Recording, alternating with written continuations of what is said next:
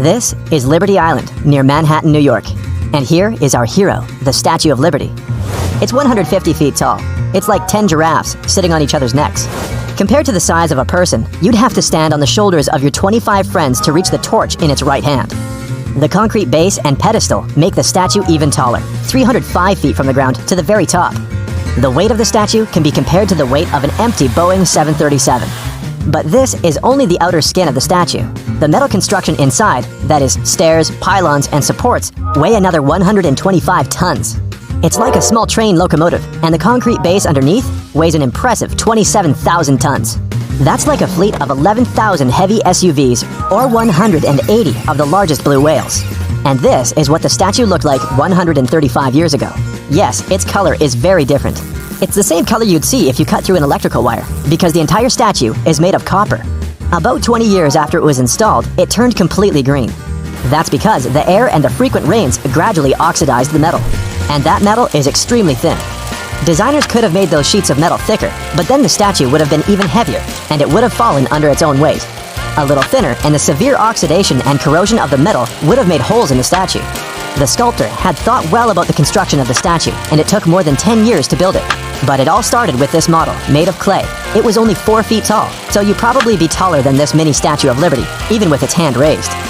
The next model was made of plaster. By increasing the size, the sculptor could add and refine the details of the statue. For example, a detail that you would never be able to see from Liberty Island, or even from the pedestal, it's the shackles. It looks as if the statue had thrown them off, symbolizing freedom. The next model was 33 feet tall, or the length of a school bus. That's about a quarter of the statue's actual size, and it was the maximum size the sculptor could fit in his workshop. Then, the sculptor proceeded to create the full-size pieces. The head and the right hand holding the torch.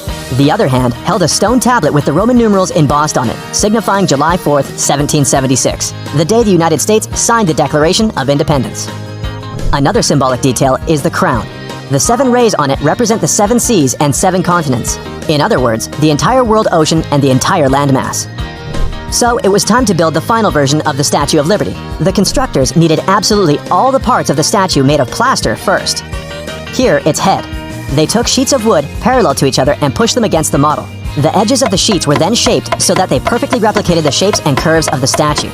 In other words, it was a cast. Then, the wooden structure was placed on the floor and covered with a sheet of copper. All that was left was to shape the sheet of copper into the curves of the statue with hammers and a press. The sheets were then reinforced on the inside with iron straps. This procedure was repeated 350 times. That's how many separate sheets of copper make up the Statue of Liberty. But if you put it all together, it would simply collapse under its own weight, or be blown away by the wind. And that's where Gustave Eiffel comes in. Yes, this is the French engineer who later built the most famous metal structure in the world, the Eiffel Tower. Gustave Eiffel designed the iron pylon that would serve as the spine of the statue, and then smaller metal structures were added around it. Later, all 350 copper plates of the Statue of Liberty would be attached to it. And here you can already see the shape of the future statue.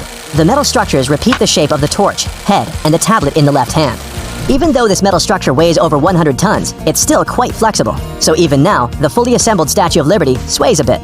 In a strong wind, it can swing 4 inches at the top. It took about 10 years to finish the work. The head of the statue was exhibited in a museum in New York, and its hand with the torch in France. It was to raise money for this project. Even then, visitors were allowed inside the head and torch. Now it was time to send the finished statue to New York, so all the sheets of copper and metalwork were disassembled, packed into 214 boxes, and shipped from France across the Atlantic Ocean. It took the workers another 4 months to fully assemble the statue on the finished pedestal. The statue is connected to the pedestal so it can't be lifted separately, and the entire metal structure inside can be seen through the glass ceiling of the pedestal. Although interior work was still in progress, you could already see the statue in all its beauty. There's the star-shaped base on the ground. It's the remains of the former Fort Wood on the island. Next comes the granite pedestal, which has its own observation deck, and the statue itself. Now let's look inside the structure and try to get to the top. We have to go through the doors of a star-shaped base. Then you have a choice. Take the elevator up to the observation deck, or go up the 192 steps. And there are stairs for tourists to go up and another staircase to go down to avoid the crowds and traffic. The stairs take you to the height of a 6-story building, right up to the observation deck. To get to the crown of the statue, we need to go to the 7th floor, where we see a double helix stairway. It runs right inside the iron pylons, the spine of the Statue of Liberty. And this stairway is double because there's a separate section for going up and the other section for going down. There's also some space where you can rest if you get tired while going up. There's also an elevator, but it holds a maximum of 3 people and is only used in emergencies. As you climb, you can see exactly how the metal sheets were attached to the metal frame. And you can also distinguish specific details of the statue, like the folds of the dress and even locks of hair. So, 354 steps done. Congratulations, you've reached the observation deck in the crown of the Statue of Liberty. It's pretty small and only fits a couple of people. You can look out over New York Bay through 25 glass windows. They symbolize the gems of our planet. And there are powerful lanterns behind you that light up the glass. They turn on at night so that passing ships can see the statue's crown glow. Well, actually, entry to the torch is not allowed for tourists, but just for you, we'll open it up for a minute. To get up there, you have to go down. Yes, about to the neck of the statue. There's a hatch that leads through a narrow passage into the right hand of the statue.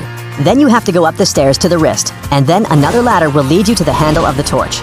Open the cylindrical door, and voila! You're on the highest observation deck of the Statue of Liberty.